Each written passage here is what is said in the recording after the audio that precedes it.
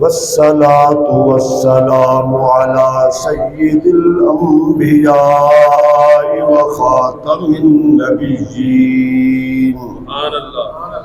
محمد وعلى آله وأصحابه أجمعين. أما بعد فأعوذ بالله من الشيطان الرجيم. بسم الله الرحمن الرحيم. وآتوا النساء صدقاتهن نحلة. قال الله تبارك وتعالى في مقام آخر: وآتيتم إحداهن قنطارا فلا تأخذوا منه. رب اشرح لي صدري ويسر لي أمري واحلل عقدة من لساني يفقهوا قولي. قال الله تبارك وتعالى في شان حبيبه مخبرا وآمرا: إن الله وملائكته يصلون على النبي يا أيها الذين آمنوا صلوا عليه وسلموا تسليما. اللهم صل على سيدنا ومولانا محمد وعلى آل سيدنا وأصحاب سيدنا ومولانا محمد وبارك وسلم وصلوا عليه صلاة وسلاما عليك يا سيدي يا رسول الله وعلى آلك وأصحابك يا سيدي یا حبیب اللہ. اللہ رب العزت کی حمد و ثنا حضور نبی رحمت شفیع امت جان کائنات خاتم النبیین صلی اللہ تعالی علیہ وسلم کی ذات اقدس پر درود و سلامت کرنے کے بعد دعا ہے اللہ رب العالمین مجھے کلمات حق کا قرآن و سنت کی روشنی میں بیان کرنے کی توفیق عطا فرمائے. اللہ آپ سب کو سننے کی سمجھنے کی ہم سب کو اس پر عمل کرنے کی توفیق عطا فرمائے. اس کائنات میں اعلی مرتبہ کتاب قرآن مجید ہے. یہ اللہ کریم کا نازل کردہ صحیفہ ہے، بے مثال ہے، لا ریب ہے، اور دنیا کی ہر کتاب کو بدلا گیا. یہ وقت کی ضرورت نہیں ہے. ہمارے نظام تعلیمات میں بہت سارے نصابوں کو بدلا جاتا ہے. اب یہ وقت کی ضرورت نہیں رہا. زمانہ نبوی سے لے کر اس دور تک اور پھر قیامت تک قرآن ایسا عظیم صحیفہ ہے جو ہر دور میں اس دور کے مطابق رہنمائی کرتا ہے. سبحان اللہ، سبحان اللہ، بے شک. اور اس کی رہنمائی قیامت تک رہے گی. حضور نے فرمایا کہ اللہ کریم نے انبیاء کو معجزات دیے. ہمیں پتہ ہے کہ انبیاء کے معجزات ختم ہو گئے. مجھے جو معجزہ ملا ہے یہ قیامت تک رہے گا. حضور کا یہ اعجازی معجزہ ہے. اس کا اعجاز ہے کہ یہ قیامت تک برقرار رہے گا. اللہ سبحانہ تعالی نے قرآن مجید میں شادی بیاہ کے پروگرام کو بھی بیان کیا ہے، حق مہر کو بھی بیان کیا ہے، شرم و حیا کو بھی بیان کیا ہے، اخلاق کو بھی بیان کیا ہے، اعمال کو بھی بیان کیا ہے، آپس کے معاملات کو بیان کیا ہے، نظام زندگی کو بھی بیان کیا ہے، اور نظام عبادت کو بھی بیان کیا ہے. اس معاشرے میں ہم بہت ساری خرابیاں دیکھتے ہیں، توجہ نہیں کرتے، اور یہ دین سے دوری کا نتیجہ ہے۔ گزشتہ جمعہ مجھے کئی لوگوں نے کہا جی بہت خوب بیان تھا، کاش ہم عمل کریں۔ شادی کی جہاں اور بہت ساری رسومات ہیں، ایک بات جو قرآن نے فرمائی ہے وَآتُوا النِّسَاءَ صَدُقَاتِهِنَّ نِحْلًا، اپنی بیویوں کو، عورتوں کو حق مہر خوشی سے دو۔ عورتوں کو حق مہر خوشی سے دو۔ دوسرے مقام پہ فرمایا جب عرب کے لوگ دوسری شادی تیسری کرنا چاہتے، بیوی کو چھوڑنا چاہتے تو اس پہ الزام لگا دیتے، اور کبھی جبرن کہتے جو میں نے تجھے حق مار دیا تھا وہ واپس کر دو۔ تو قرآن نے اس مقام پہ فرمایا وَآتَيْتُمْ إِحْدَاهُنَّ قِنْطَارًا، اگر تم اپنی بیویوں کو ڈھیر سارا مال دے چکے ہو فَلَا تَأْخُذُوا، ان سے مت لینا ہے۔ اللہ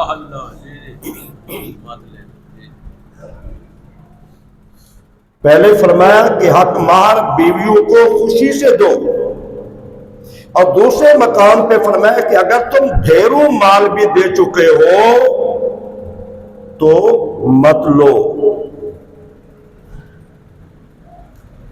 سیدنا عمر بن خطاب رضی اللہ تعالی عنہ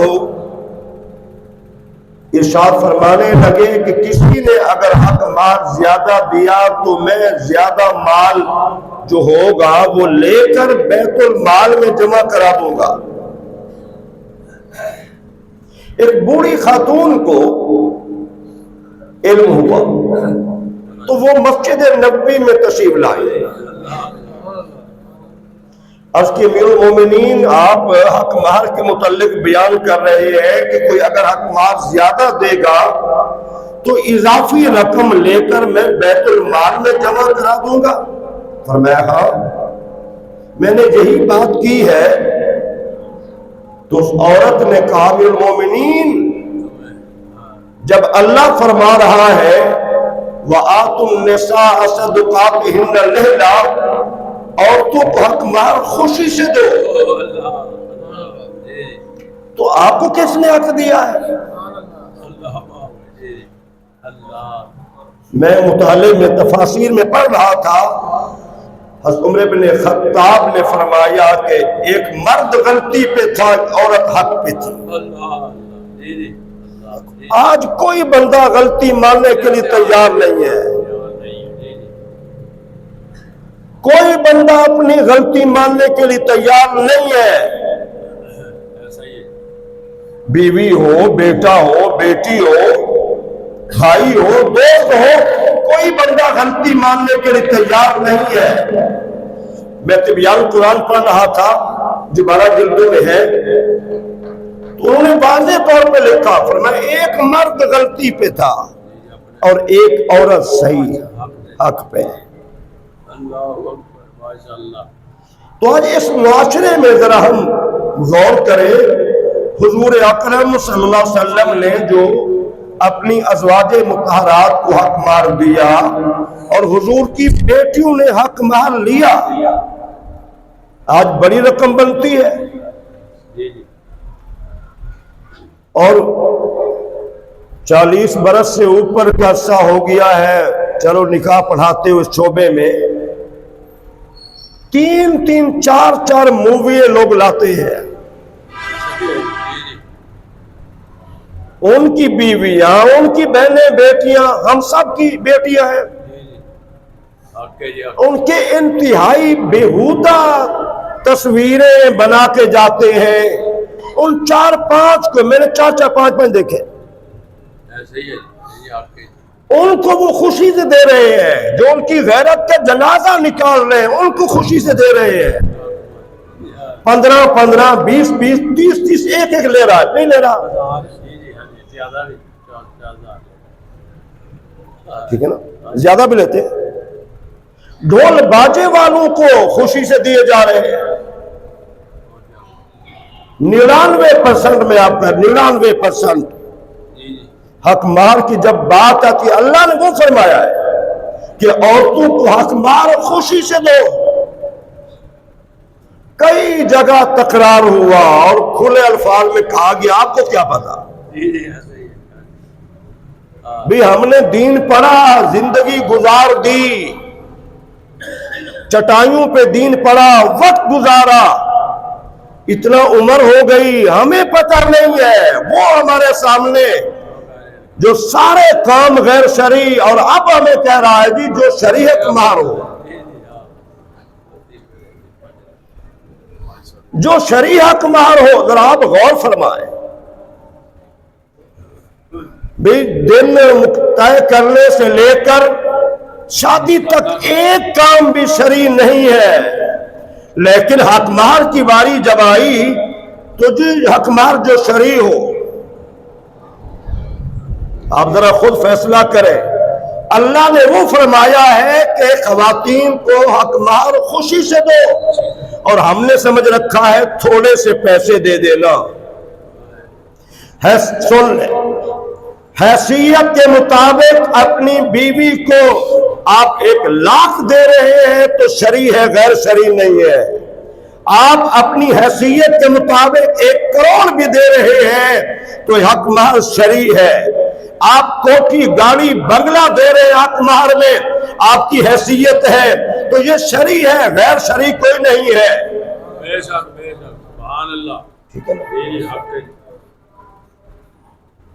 ہمیں سمجھ ہی نہیں 99% لوگ بحث کریں گے میں نے دوسری مسجد میں بھی عرض کیا میں نے کہ الحمدللہ بہت ساری باتیں آپ لوگ تو کہہ دیتے ہیں جی چھڈو یا مولے والوں کہہ دے کچھ نہیں کر دے کچھ نہیں اس کی توفیق سے میرا کوئی کمال اس کے فضل سے میں چاہے گھر میں ہوں چاہے باہر ہوں بہت ساری کوشش ہوتی ہے یار سنت کے مطابق سبحان اللہ سبحان اللہ بیٹے کی شادی کی تو 1 تولہ طلائی زیور میں نے کہا یہ حق مہر کے ہے یہ میری بہو مالکہ ہے کتنے لوگ زیور لکھوانے کے بعد واپس لے لیتے ہیں پیسے دینے کے بعد واپس لے لیتے ہیں اور اللہ قرآن میں فرماتا ہے اگر تم ڈھیر سارا مال بھی دے دو فلا تاخذوا من اس سے کچھ نہ لو یہ عورت کا حق ہے اور جاہلانہ رسمیں جو اب تو ماشاءاللہ بہت سارے گھروں میں جاتا تو کوئی بڑی خاتون کہتی ہاتھ لگا کے واپس کر دو واپس کر دو تو میں سمجھاتا ہوں یہ آپ کا حق ہے یہ عورت کا حق ہے اسلام نے دیا ہے اللہ اس کے رسول نے یہ حق دیا ہے یہ یاد رکھنا یہ حق دیا ہے اور خوشی سے دینا چاہیے کتنا گھٹیا مزاج ہم لوگ ہیں 4-5 مووی والوں کو خوشی سے دے رہے ہیں ہزاروں دے رہے ہیں لاکھ تک پہنچ جاتے ہیں اور حق مار کے لیے ہم کھڑے تھوڑی سی رقم پہ ٹھیک ہے نا پھر ذرا دیکھیں بیویے ان کے ساتھ اخلاق سے پیش آنا حضور نے فرمایا خیرکم لأہلہ وَأَنَا خَيْرُكُمْ مِنْ أَهْلِي حضور نے فرمایا تم میں سے بہترین وہ ہے جس کا اخلاق اپنے گھر والوں سے اچھا ہے بہت سارے لوگ باہر بڑے بااخلاق ہوتے ہیں دوستوں میں رشتہ داروں میں گھر میں بیوی سے بچوں سے بیٹیوں سے بڑے بد اخلاق ہوتے ہیں حضور فرما رہے ہیں تم میں سے بہترین وہ ہے جس کا اخلاق اپنے گھر والوں سے اچھا ہے اور تم سب میں سے بہتر میں ہوں کہ حضور کا اخلاق سب سے اچھا ہے نعرہ تکبیر نعرہ رسالت سیدی مرشدی تاجدار ختم نبوت تاجدار ختم نبوت آقا ہمارے علماء حق اہل سنت اچھا بیوی کے کام کی تعریف کرنا یہ بھی اسلام کہتا ہے ہمیں کوئی خبر نہیں اسی ڈنڈا چوک کے رکھ دیں سنیں ذرا غور سے سنیں جوان بھی بوڑھے بھی آپ صلی اللہ علیہ وسلم اپنے ازواج مطہرات کی مختلف باتوں کی تعریف حضور خود فرمایا کرتے تھے سبحان اللہ سبحان اللہ حضور تعریف فرمایا کرتے تھے ایک بزرگ کسی کے ہاں دعوت پہ تشریف لے گئے تو گھر والوں نے کھانا اچھا بنایا، بزرگ تھے، عمر رسیدہ تھے، میزبان سے پوچھا یہ کھانا کس نے بنایا ہے؟ اس نے کہا میری بیوی نے بنایا ہے۔ کہا بلاؤ۔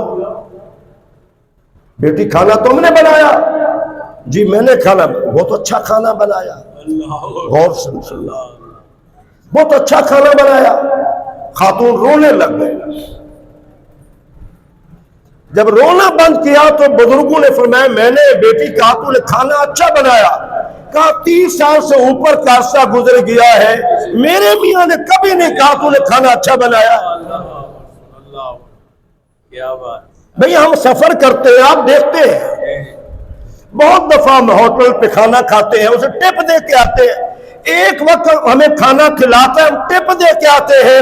کبھی بیوی کو بھی کہا تو نے کھانا اچھا بنایا؟ اللہ اکبر، حق ہے جی، حق ہے، سبحان اللہ۔